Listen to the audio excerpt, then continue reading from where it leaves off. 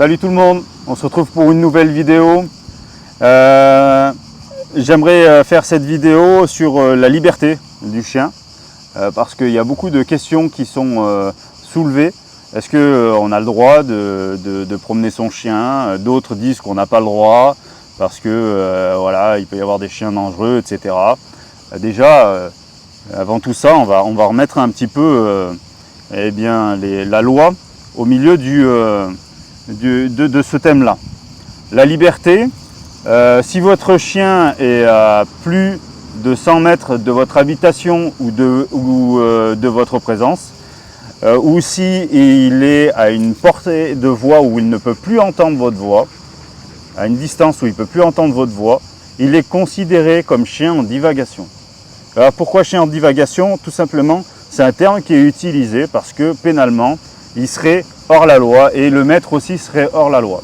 Ça veut dire que le chien, le pauvre, lui, il peut être saisi par une fourrière ou être dénoncé. Il peut causer des dégâts et mettre à mal la responsabilité du maître. Et en plus, vous n'avez plus de sécurité sur votre chien. En plus, deuxième aspect, votre chien,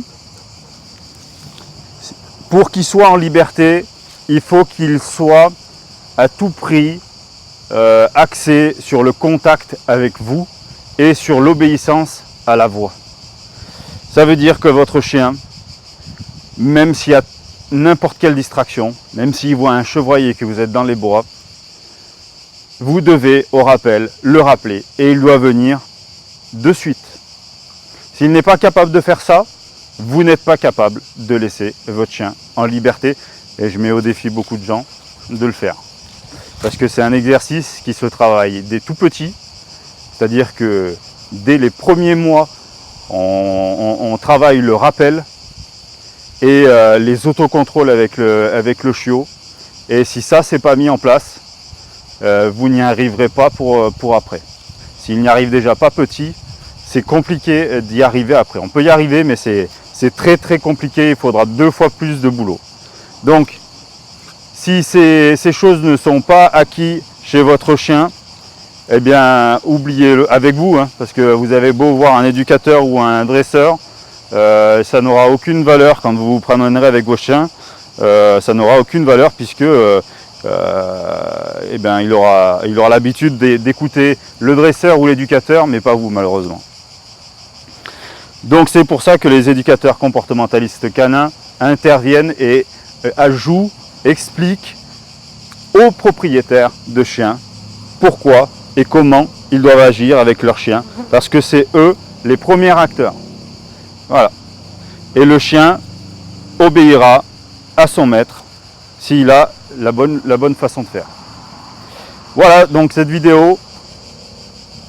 Pensez bien à la divagation, hein, c'est pas. Et en plus s'il arrive à mordre quelqu'un ou quoi, vous êtes passible d'une amende et de frais que vous pourriez malheureusement devoir payer. Et sans compter les dégâts corporels que il pourrait avoir avec un autre chien ou avec une autre personne ou un enfant. Donc faites vraiment attention, j'insiste sur ce point. Et puis la liberté, elle est restreinte à certains chiens et à certains maîtres qui sont exercés dans cette pratique. Voilà. Si cette vidéo vous a intéressé, aimez-la, partagez-la et allez faire un petit tour sur mon profil aussi qui vous permettra de voir mon site internet et de voir également comment me contacter si vous avez besoin. En attendant, je vous dis passez une bonne fin de journée et puis à bientôt.